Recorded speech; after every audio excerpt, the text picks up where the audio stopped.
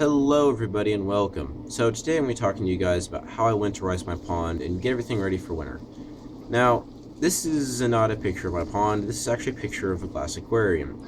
Now there's a reason why I'm showing you this, and that is because this is what I keep my fish in throughout the winter, which is what this particular video is going to be all about. And that's going to be keeping fish inside, winterizing your pond for fish, what to do with different types of fish, and all this stuff.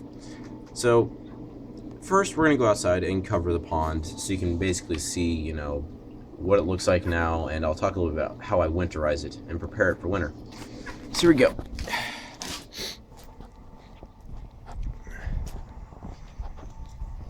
Now, as you can see, it's still covered in plants.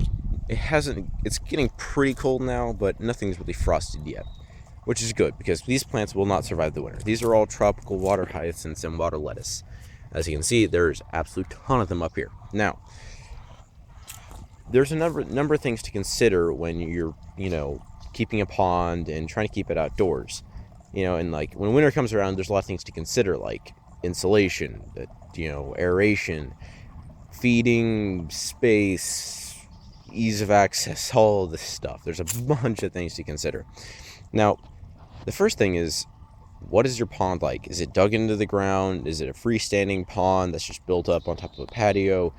And how insulated is it? Now, because mine has a giant rock wall right here, well, I say giant, but has a rock wall right here, this is not going to insulate the pond as well as a bunch of dirt would. Like if you see over here, over there, that's all dirt, insulating right up next to the pond. That's a lot better insulated than a bunch of rocks, which will affect the temperature and maintaining a stable temperature and making sure that the water doesn't get too cold, which is a thing that can happen.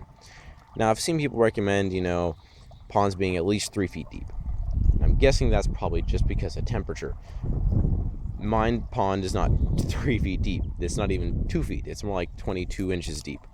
So my pond is not that deep. It's kind of doesn't have super great insulation all along here. So I'm kind of worried about temperature. Now this year I'm trying to keep a couple goldfish out here, and I'll see what happens come springtime. And there's a couple up here in the upper pond. You can't see them now because there's plants everywhere, but they're up here. I've seen them. I haven't been able to get them out, so they just kind of end up, volunteering for this, I guess. Another thing to consider is you're still gonna have to do maintenance on your pond even throughout the winter, and the maintenance changes because you have to make sure your fish get air. You have to have water movement even during the winter. So having an air stone, running your pump, like my pump's still going, you can hear the waterfall, it's all still going. That's another thing to really consider, is because you're going to have to make sure that's still going all winter. Which means if it snows or if it freezes or if it's a blizzard, you have to come out here and check on it. Which means you have to get all dressed up, get your boots, get your coats, freeze, come out here and check on it, and potentially pick at ice, potentially fill it around with a pump, potentially do all of this stuff in the freezing cold temperatures with your hands in the water, which is going to be cold, which for me does not sound particularly appealing, which is why I bring I take it back, which is why I bring everything inside. Except for this year. I'm trying to keep the stuff out here, see how easy it'd be, and a whole bunch of other stuff. So that for me is a big aspect, because I don't want to do that all winter every year, because that's kind of a pain. And this, the last thing to consider is you won't really see your fish, which means you basically see your pond throughout the spring and summer, and when it comes wintertime, you don't see your fish. If I bring everything inside, I can go see my fish whenever I want to without having to get coats and boots and, pick away at ice and all that cool stuff. So that's why I bring everything inside. There's benefits to leaving things outside. The cold temperatures are pretty healthy for goldfish. It helps clean out, their insides. It helps with their digestive systems, their internal systems, basically. I don't know the exact science. Don't quote me on that. But it does help with all that kind of stuff. Like, it helps keep them healthy. And for, to a certain degree, they do get that from being inside, as long as it doesn't stay super warm in the tank. But I'll kind of go back and I'll show you what I keep my fish in and how all that works. So there's a number of things to consider when you're bringing your fish inside, which is basically what this video is going to be about, is how I bring them inside, because that's what I have experience with. Now, this is just a glass aquarium. It works pretty well. This is the first year I've had the glass aquarium. Last year, for keeping my stuff inside, I just had this metal tub. This tub is right now full of all my pond plants, and there's some over there, and I'm just a bucket because I had too many plants. I kept all my fish alive in this with an air stone last year. All my plants, everything, in this one tub with a clip-on light with this right here. Now this I'll cover more with when I talk about my plants and how I do all of that.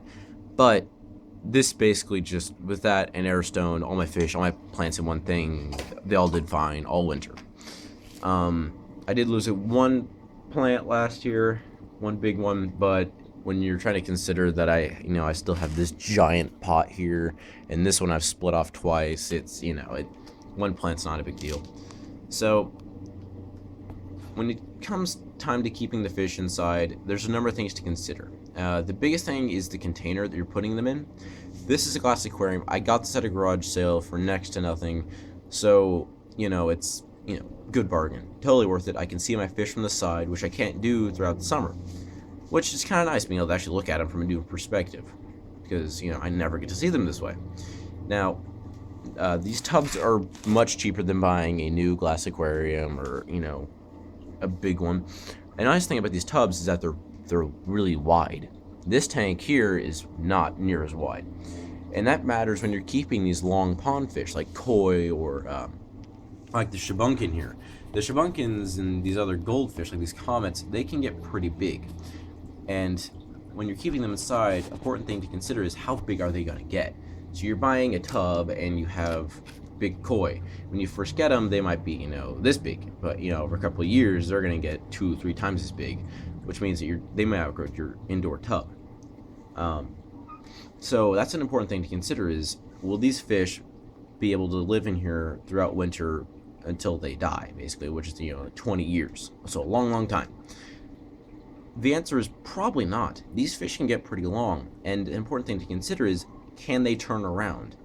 These glass aquariums, this one may be super long, as you can see, it's 60-gallon tank, but it's not super wide, and he might not be able to turn around as comfortably in a couple of years. Like if he gets super big one year, he might not be able to turn around comfortably, which means that bang his head up a bunch on the glass, and that's not something I'm okay with. Which is why these tubs are really nice, is because they're more round, and because they're more round, they can turn around, they can swim more naturally. So that's one thing, really important thing to consider. The tubs are great because they're much cheaper than buying an aquarium. You get the bigger sizes and you get the better shape for the long, big pond fish.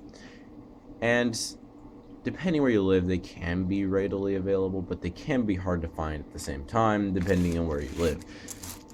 That's going to play a very important factor as to what do you keep them in. For me, this works. You can get like the Rubbermaids, like the thick black ones, like stock tanks, like things used to feed like cattle or put water in for cattle. Those kinds of things are great. Or glass aquariums work as well. So this one's just used. It's pretty scratched up, so it wouldn't make a really good indoor display tank, but it does this job perfect. It doesn't leak, and I can fit all my goldfish, and they have a bunch of swimming room. Because this year I have so many plants, there's not as much swimming room in this. There's half of this is all just plants stacked up everywhere. So what do you need to keep your fish alive during the winter? Basically, you're looking at it like you're setting up an aquarium, like a typical goldfish tank. I load mine full of plants because the plants help filter the water. Now, there is no heater in this tank. The reason why there's not a heater is because the cold temperatures are beneficial for the goldfish, and I want to maintain that.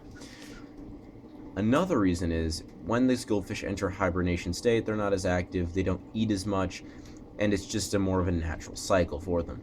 Now, loading it full of plants with these fish being in hibernation state makes this tank pretty easy to keep.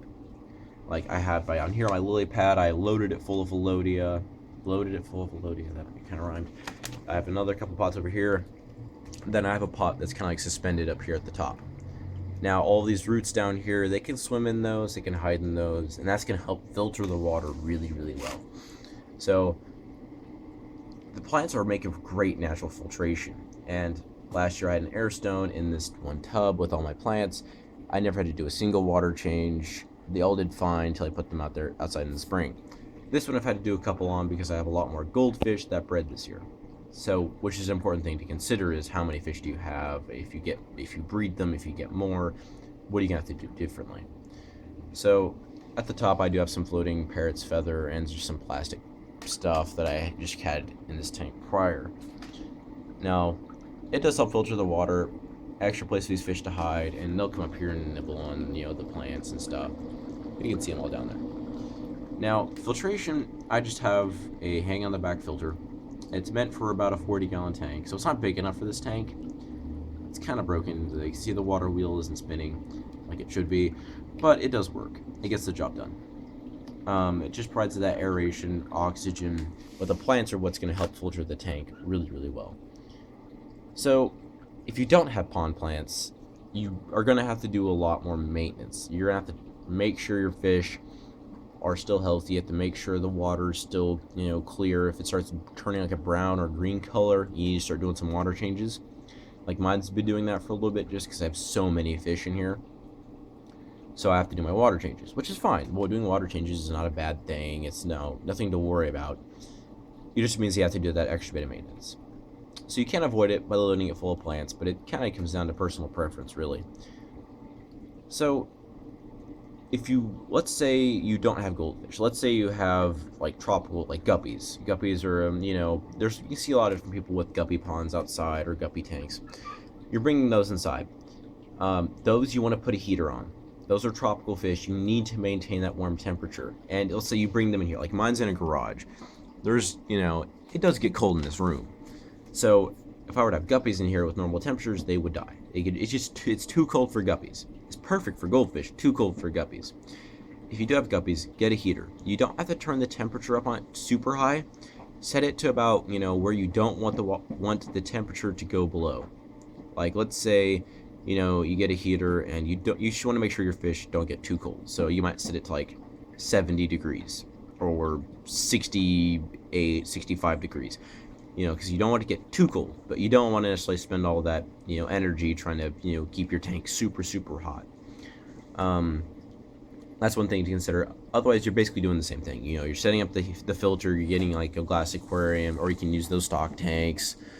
Anything like that still works for those guppies or any other tropical, anything else you basically keep outside.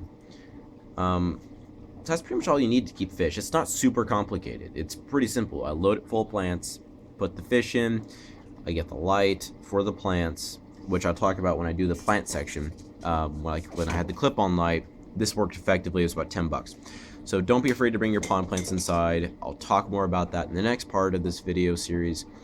Just have an awesome day, guys. So make sure you subscribe to my channel, leave a comment, like the video, leave a comment with a future video idea. Let me know if there's something you want to make a video on, if you have a question you want me to make a video on, anything.